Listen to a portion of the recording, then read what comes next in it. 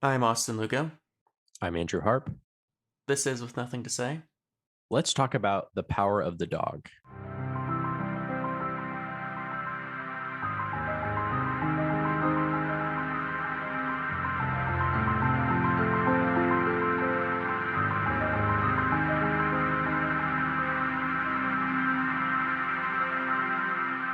Before we get started today, just a quick shout out to our friends at Movie Lovers. Jonah Wingate and Mallory Jacobson have been together since 2015. One of the many indicators that these two had found their match was their ability to endlessly quote movies like Wayne's World and Tommy Boy back and forth. Join this metal musician and millennial marketer as they take turns picking a movie to dissect each episode, either finally forcing each other to watch those movies they've been putting off for 5+ years, or rewatching flicks that are close to their hearts. If you're down to the dichotomy of discussing topics like how did this movie impact the film industry and who would you bone, you've come to the right place. Again, that's Movie Lovers. Listen to them on Apple Podcasts, Stitcher, or wherever you get your podcasts. Andrew, so today we are watched rather, a Kiwi Western, classic Kiwi Western, The Power of the Dog. I don't know about classic, but it's good. Future classic Kiwi Western. I suppose so, yeah. It could be. It's an American, New Zealand Western. It's weird. It's like a late Western. It's like the 1920s. Like it's really barely a Western. I mean, the area that they live in Montana, kind of like, I don't know, like a regressive area, right? Like it's as if they live in the Old West still, but it's almost like kind of like the end of it, if not already the end of it.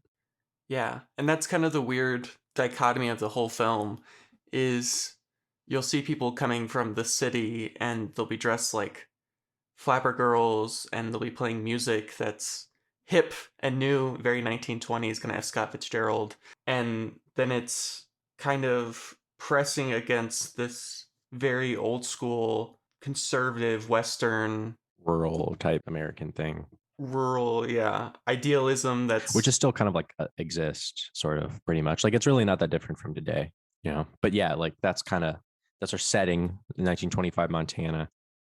Empower the Dog, directed by Jane Campion. It's based off a book written by Thomas Savage. It was shot in New Zealand though, and it looks great. That's pretty much, that's my review of how the movie looks. It looks really good. It has really beautiful scenery. I guess I don't really know why they like decided to shoot in New Zealand. Maybe it's just cheaper for her to like work there or something, or just like she's more comfortable there. I don't really know, but it doesn't really matter either way. It looks great. yeah. I think there's some good film benefits or like tax laws that when you shoot in New Zealand, and she lives there. Well, I don't know if she lives there, but she's from there. But she's at least from there, originally from there. One of our premier New Zealand directors up there with Peter Jackson. First movie in a while.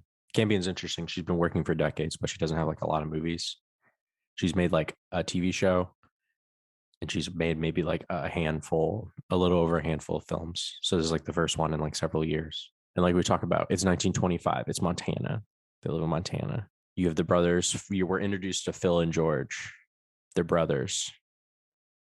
Um, and they own a ranch, and they're well off. Like they're wealthy. Um, Phil is like the guy who does everything. Not does everything, but he's the main ranch hand, while George is clearly like more of like a businessman. Just in terms of just like how they dress and how they operate themselves. And they have like a weird relationship right off the bat. Weird is certainly one way to describe their relationship. It's like borderline incestuous, kind of. Oh, yeah, for sure. And it's definitely kind of one. I mean, it's definitely more one ended than the other. Yeah, it's coming one way. George is comes from more of a fancy background. He feels like he should have gone to college, but he attempted but failed out of college. And Phil never stops pointing that out and how Phil feels like this sort of savior for George, which I don't think George is the biggest fan of. And George, in many ways, sort of feels like his life is, up to this point, a failure of sorts. He's always wanted to be this sort of highfalutin, fancy, Harvard, Princeton sort of man. And he spent most of his life being a ranch hand. Where Phil, on the other hand, who's loves George with all of his heart and perhaps loves him to a degree that's uncomfortable for his being his brother. Yeah, they like sleep in the same room. He like the beginning is hilarious because he's like, remember, like, do you know what today is? He's like a girlfriend or boyfriend who's like, do you remember like our anniversary, or not even an anniversary, but like, today, you know what today is? And they get mad at you because it's like the anniversary of some like event. You know what I mean? Like when we first went to McDonald's or something like that. It's like the two, and he gets mad at like George because he doesn't give a fuck. George does not give a fuck about Phil, really. Like he's just kind of like completely like over him. So George is kind of like, yeah, I don't know what you're talking about. And he's just like, he gets like really pissed off at him because he's trying to have like, I guess, like a moment with his brother, but his brother doesn't care. Yeah. It seems as if George, throughout the beginning of the film, is trying to suggest that he's kind of over being a ranch hand or he's ready to move on. They have this conversation when they're ranching, moving cows or whatever, about how they've been doing this for 25 years. And Phil's like, yeah, we're going strong. We're doing good. And George is kind of like, well, Doesn't give a fuck. yeah, George doesn't give a fuck. He never seems to. I mean, he doesn't dress like any other men. He doesn't talk to any men, right? He typically dresses in much more. He's like the business guy. It's like the bit, but he's doing the same thing as everyone else, right? He's still Yeah, I think so. ranching, but he creates this persona that he's somehow more sophisticated than the others, and in many ways, he doesn't even really like attaching himself to Phil. And later on, when we meet people from the city, you can see that he's ashamed in many ways of Phil. Yeah, especially yeah when like there's that one scene where they have like the governor over. They're having they have their parents over, they have the governor and his wife over, and like George kind of confronts Phil and he's like, you really should wash yourself. And of course, like, well, I shouldn't say of course because it's reasonable, but he's completely like, Phil gets pissed off. He's like, why should I like wash myself? The whole movie, like Phil, played by Benedict Cumberbatch, probably like an actually good performance by him. I don't really care much for him, but I thought he was pretty good in this movie. He's like always like dirty and filthy and sweaty and like kind of gross looking. He like kind of like freaks out in front of the governor and stuff. He's completely like you said, uninterested in any kind of in any world that George wants to be a part of. And of course, like you said about moving on, one way that George, of course, moves on is that he wants to get married. And well, he gets married. He gets married right away. Immediately. It's like the first girl he meets. It's the very first woman in the film. It's like the first woman who's like not like his mom, or I don't know. It's fine. Played by the great Kirsten Dunst. Yeah. They go to a restaurant, a diner, sort of. Yeah, she owns like a restaurant with her son. Well, her stepson. Is there a stepson? Is there son? I don't know. I don't know. It's her son, isn't it? I think it's her son. Yeah, He's just her son. it's kind of weird because there's a couple times where like the son will call his mom by her first name, which I thought was kind of weird.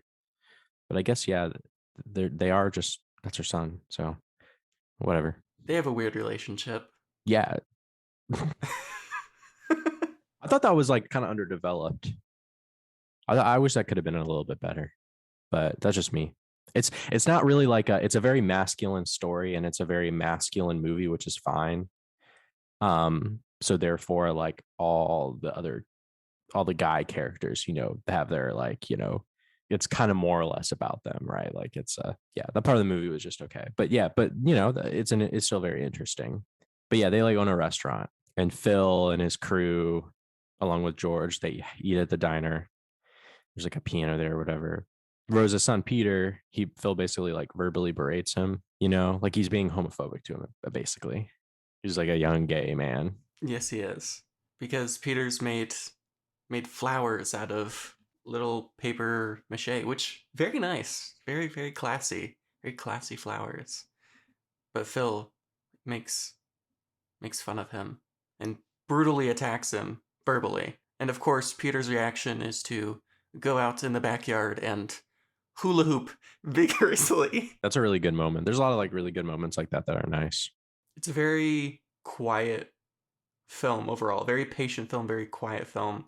And you can see at these moments that it feels almost like you're in this giant black hole where there's almost no sounds. I mean, if you're talking about the sound design, other than the boots and the clinking of the little metal things on the back of people's boots and the dialogue. Sometimes they drive a car. Sometimes there's a car, but the film is so very quiet and so slow too. I mean, nothing really happens for the first, what, two parts? I mean, all that happens is basically Yeah, it kind of takes a while to get going. very slow, very patient, very quiet. Really, the only music you have, other than at certain points, is the piano, which Phil absolutely hates for some reason. I didn't really. I think I missed why he hates the piano so much. I really like the Johnny Greenwood score. I like Johnny Greenwood a lot. I think the score, it just appeared to be just like strings and piano.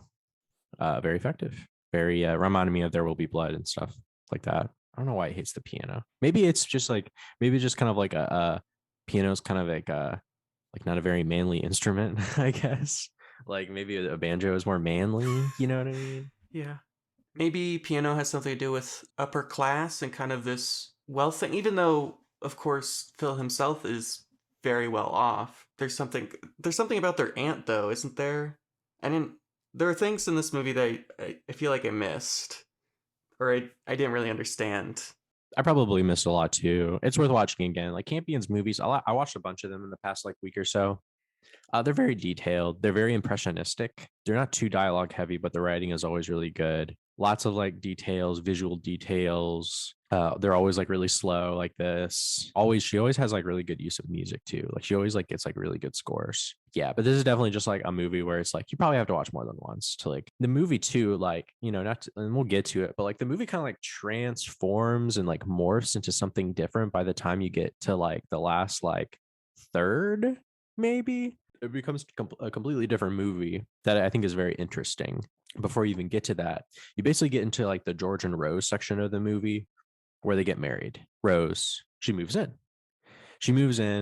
And then while she's moving in, they put her son to school to study to be a doctor. And basically, while Peter's in school, Rose is essentially tortured by Phil, essentially. Because Phil absolutely hates Rose, partly because he has this weird incestual relationship with his brother. He wants George all to himself. He seems to just hate women in general. I mean, she's basically the only woman other than the servants in the film, and Phil doesn't seem to treat any woman with any sort of respect or any care at all. He seems to hate all women by most standards. And I guess Rose is the epitome of everything that Phil hates. Mm-hmm. And of course, there's that wonderful scene right after they move the piano into the house because George got her a piano or whatever. And she's practicing some song and she's kind of like playing along. And then you see Phil walk up the stairs and go to his room. And then you hear the song being played on the banjo because we learned early on that Phil plays the banjo because that's the manliest of instruments, I guess. Yeah.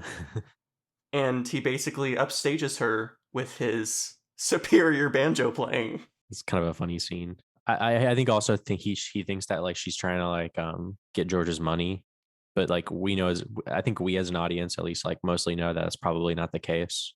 She's kind of like a sweet woman. And in talking about the piano thing and the party with the governor, like that seems kind of interesting because it kind of reveals George a little bit too, where he kind of like makes Rose like do something that she doesn't want to do in order to seem more highfalutin or more cool. Yeah, George seems obsessed with this idea of being respected in a certain sense or sophisticated. And in many ways, he's ashamed of his own lifestyle. He's ashamed of the fact that he never finished college. At one point, the governor or his parents mentioned that one of his family members or something, had graduated from some high esteemed college, Princeton or something similar to it. And you can see kind of the shame on George's face. And George has this obsession with proving to the world that he's good enough. And to the point that it seems at times that he only married Rose to impress other people. I mean, I guess he loves Rose in his own weird way, but you really don't see a lot between George and Rose. I mean, outside of this dinner party, there's really not a lot between them. They pretty much like disappear. They pretty much disappear by the time Peter arrives. Like when Peter arrives from school, George is pretty much gone from the whole movie and he's mostly forgotten. Like, because I think he goes on business trips and stuff like that. So yeah, it's like kind of like they have that nice scene too where like they're dancing too. Like he's like, we should dance like out here. And it's like a beautiful like cliff in New Zealand somewhere. I doubt anything looks like that in Montana. It looks way too pristine in New Zealand. It looks way too pristine.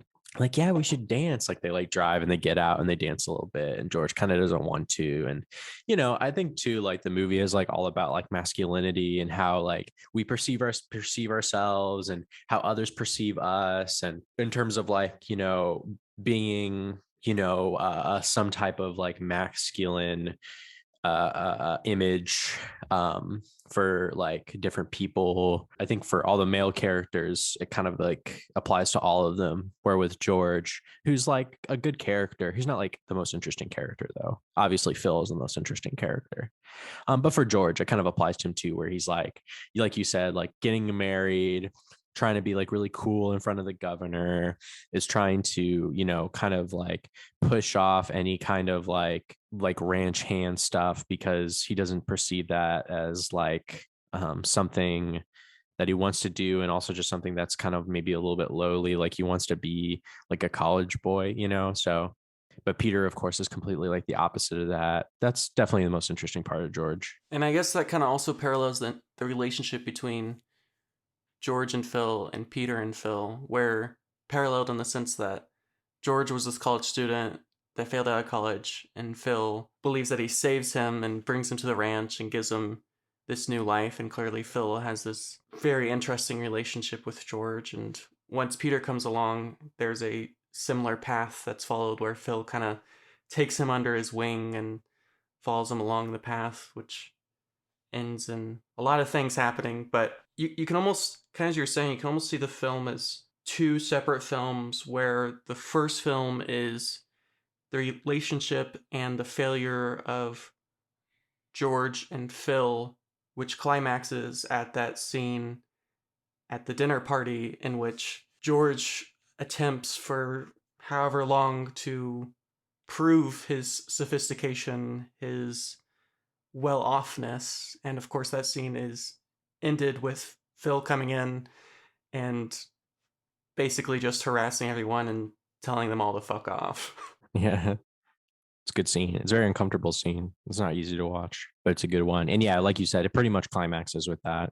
But yeah, like we said, like once Peter comes back for summer break, it kind of becomes a different kind of movie, I think. Rose is like drinking a lot. She's now an alcoholic because she's so stressed. She's sauced. She's sauced up. She's got the sauce in every kind of like she's got, you know, she's got booze in every like corner. Like there's one scene where she goes into like she finds I think like a used bottle of liquor and she drinks it. Like she's just drinking it any way she can because Phil is just too much. He's too crazy. And when Peter arrives, like they like taunt him, they make fun of him like they did before. You know, they call him a Nancy boy or something like that. Cause yeah, like he's an effeminate guy, you know. That's just, you know, that's how he is. I like the a rabbit scene, the rabbit part of the movie where he catches a rabbit.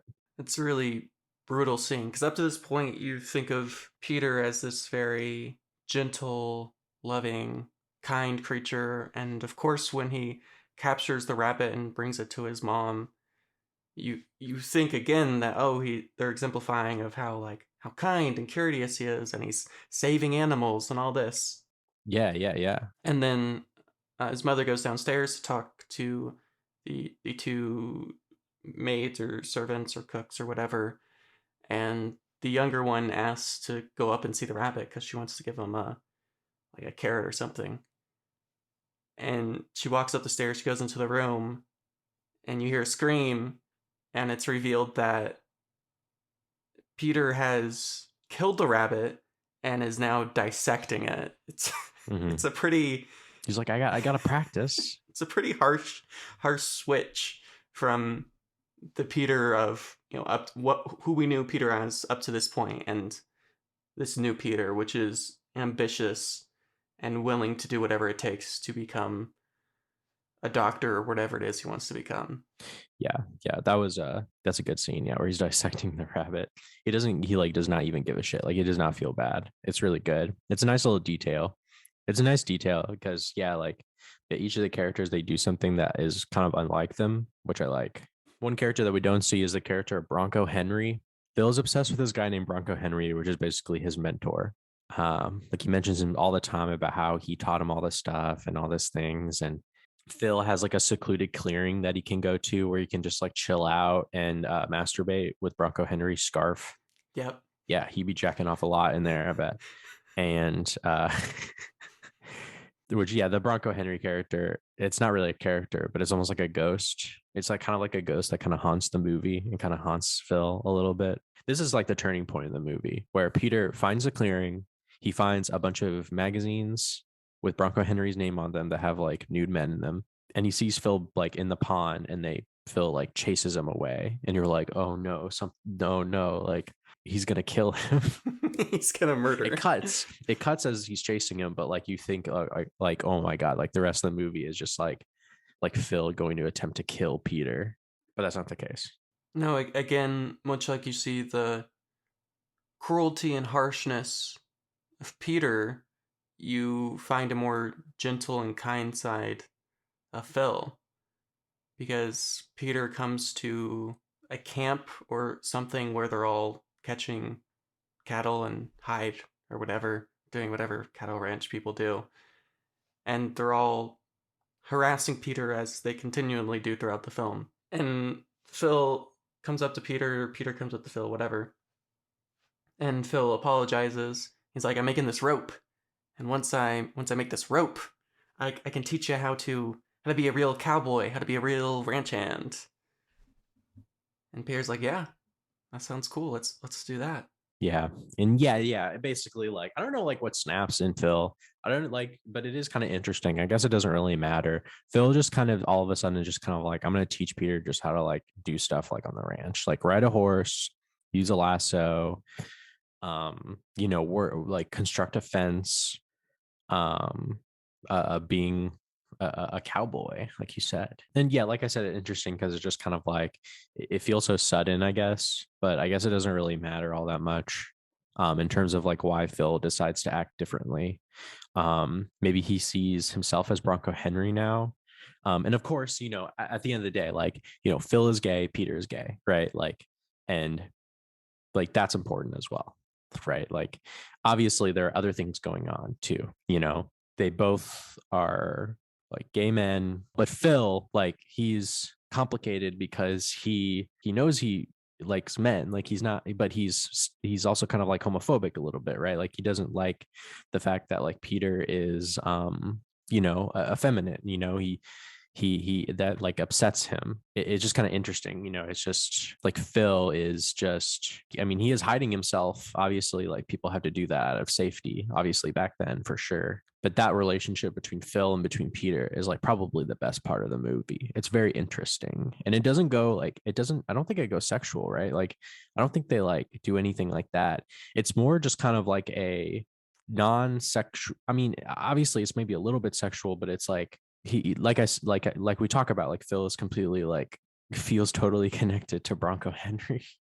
Like he misses him, and he's like, he like, uses his items to masturbate. So I think it's like almost kind of like giving him Phil a little bit more meaning to teach Peter what Bronco Henry had taught him.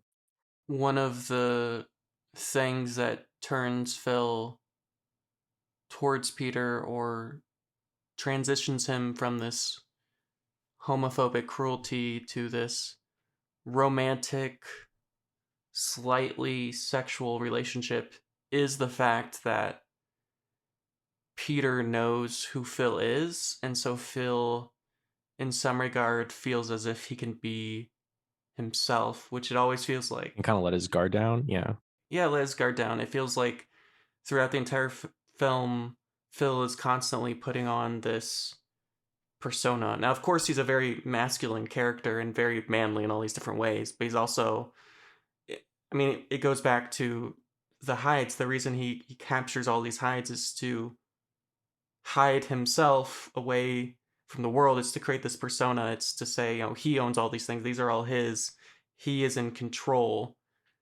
And Peter is the only one that has seen him out of control. And I guess that's supposed to parallel whatever relationship Bronco Henry had with Phil, in the sense that perhaps Phil discovered that Bronco Henry, similar thing going on, or what have you. And so Phil feels this sort of camaraderie with Peter and sees himself as taking up the role of Bronco Henry, and perhaps there's some sort of sexual gratification in and of itself of becoming Bronco Henry. Yeah, and another, I think another turning point scene that I'm just remembering now too is when they're looking at the mountains, the beautiful mountain side out near their place, and they're like, and he's like, yeah, like Peter, what do you see? Me and Bronco Henry, we would like go up there, and he's like, oh, I see a barking dog, and he's like, what, really? Like you can see the barking dog? He's like, yeah, I saw it right away.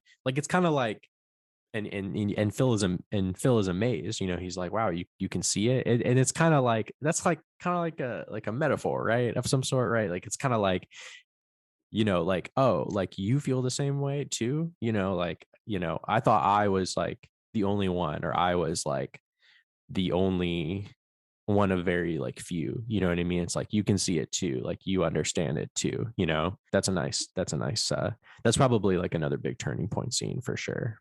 Yeah, I find that scene to be really intriguing in the sense that it seems to me at times that while at the beginning of the relationship, it seems as if Phil is sort of taking advantage of Peter, it seems that Peter has this sort of unspoken of upper hand, and he's playing Phil for what it's unclear, but especially as you progress towards the end of the film, it seems the power dynamic shifts from Phil being kind of this masculine mentor leader to becoming almost the object of Peter's pleasure, and he seems to be able to control Phil in this really interesting way. And I kind of wonder what Peter's intentions are, which are never really made clear, but it seems that Peter seems to be manipulating the situation for some further gain. Maybe it's for his money or what have you.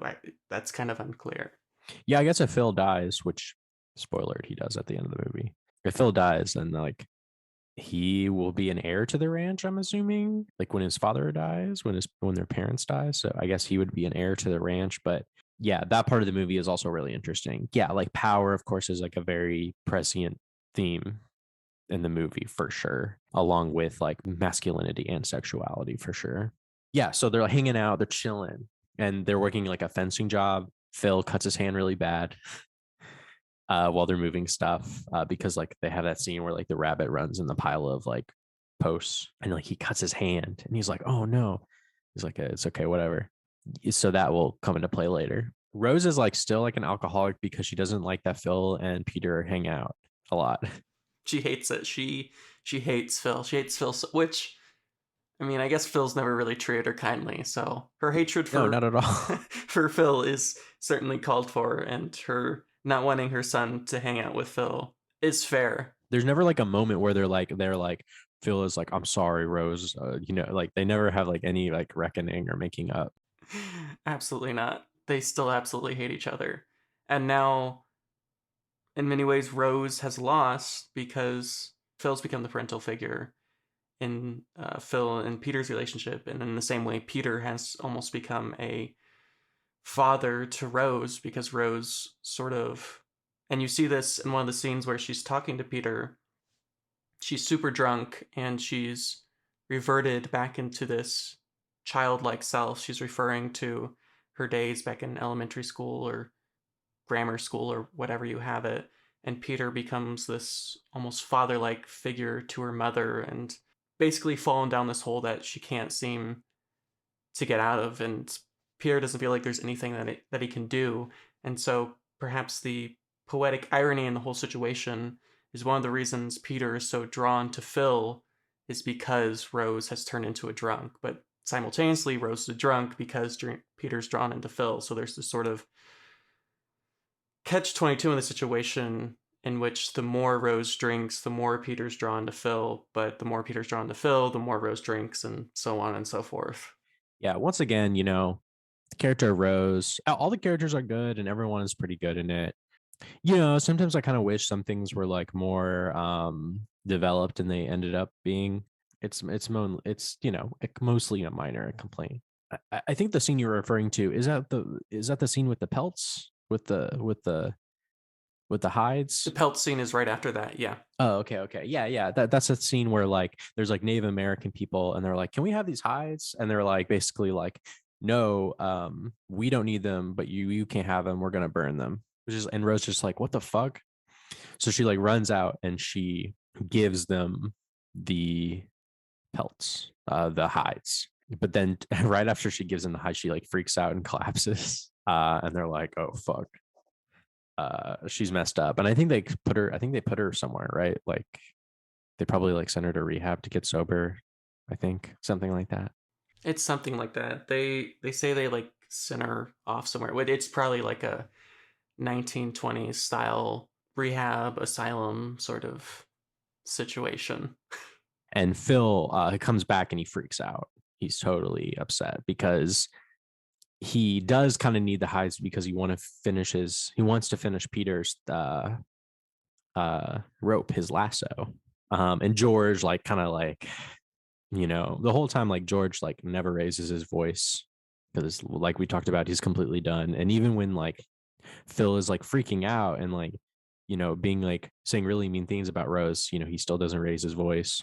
But Peter, he's like, "Hey, check this out. I have some hide I already cut before from a cow I found in the mountains. It was a dead cow.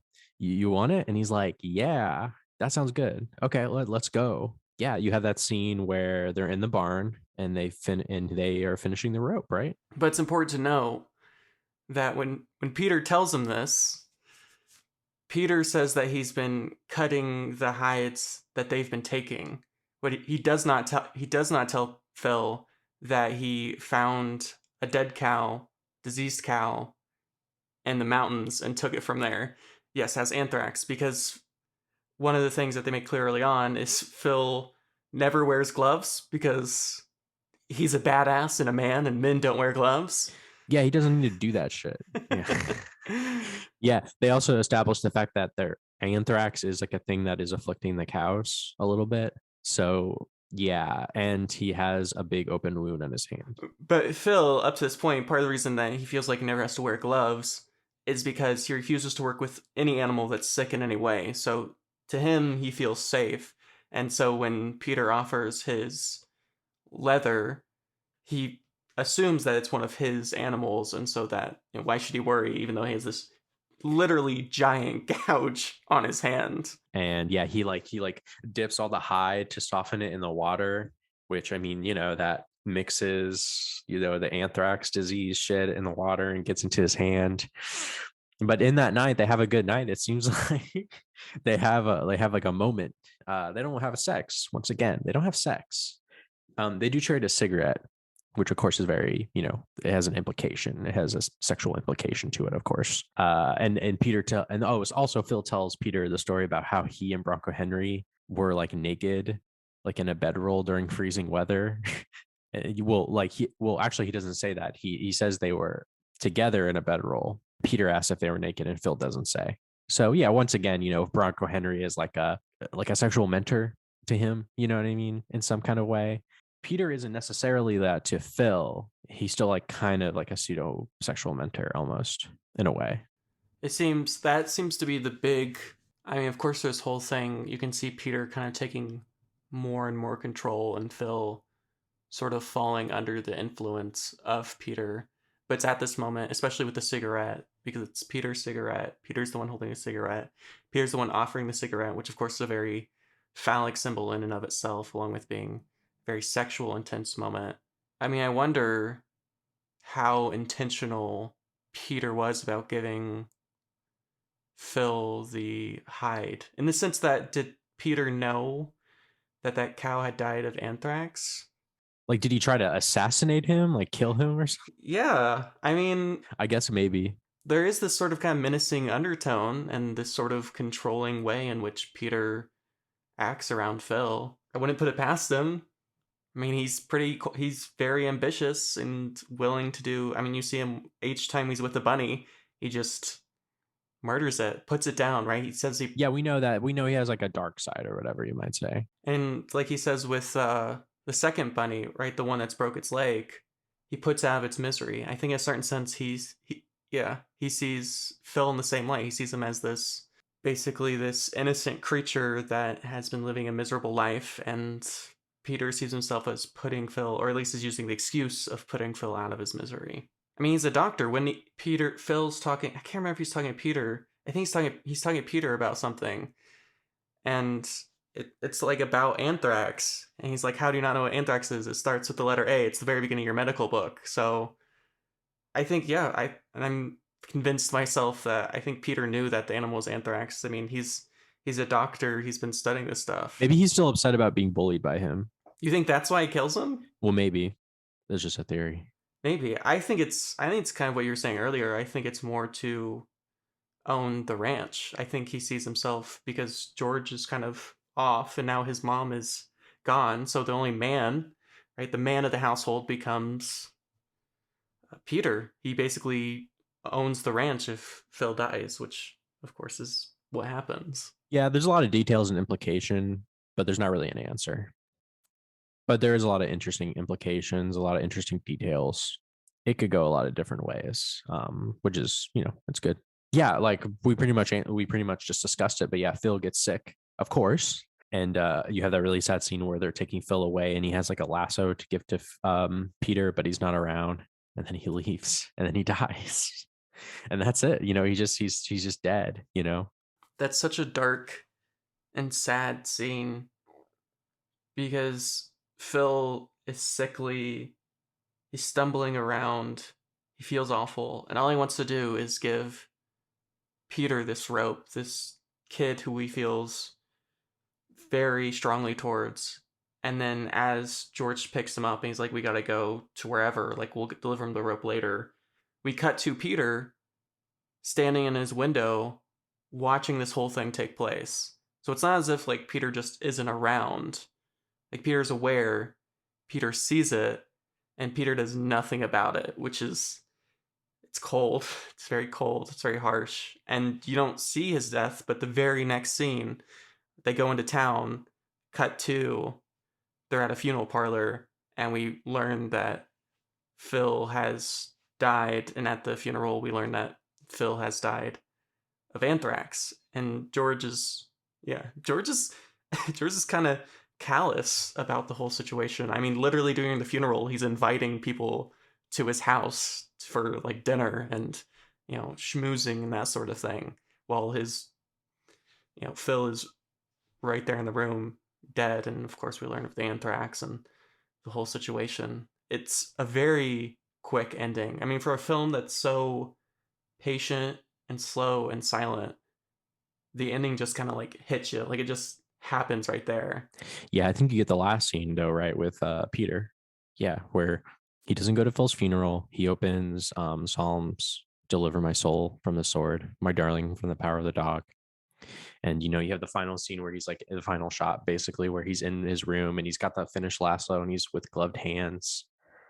The other thing too is that like maybe he's also angry that he made turn his mom into an alcoholic. I mean, that's also, there's a lot of reasons why someone would want to kill Phil at this point. And he puts the lasso under his bed, which that's also kind of like an implication, or like kind of, like putting it under your bed, hiding it.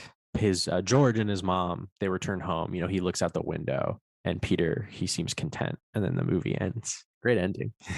Pretty good ending. Yeah. I think that the last third or so of the movie is like the best part of the movie.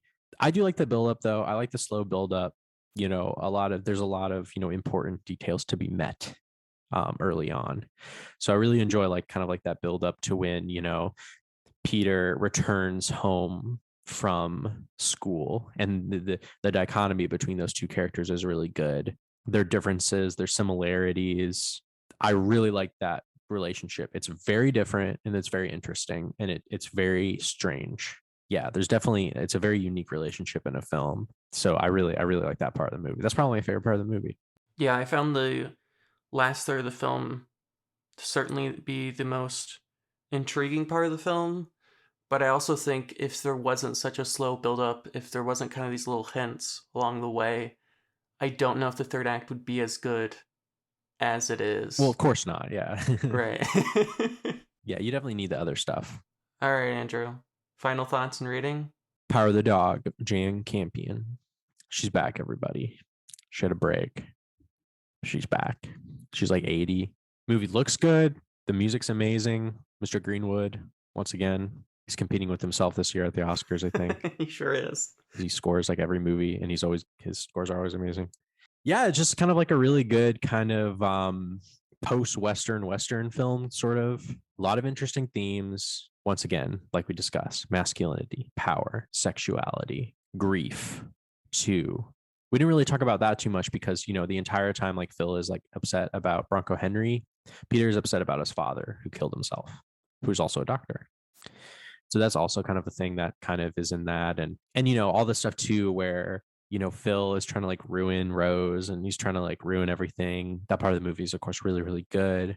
It's just a really solid, slow build, low key like I say, post-Western film, incredible New Zealand shots and, just incredible setting. It's really good. It at least deserves another watch. Yeah, I just think it's really good. Sometimes I think the movie just doesn't go far enough. Like sometimes I think it reaches like really high highs, but I don't think it reaches the highs that I think it ought to, or maybe that it could. So it might be like a little bit underwhelming, just a little bit for me, but it's still really solid. And Campion's like an amazing director, and a great writer.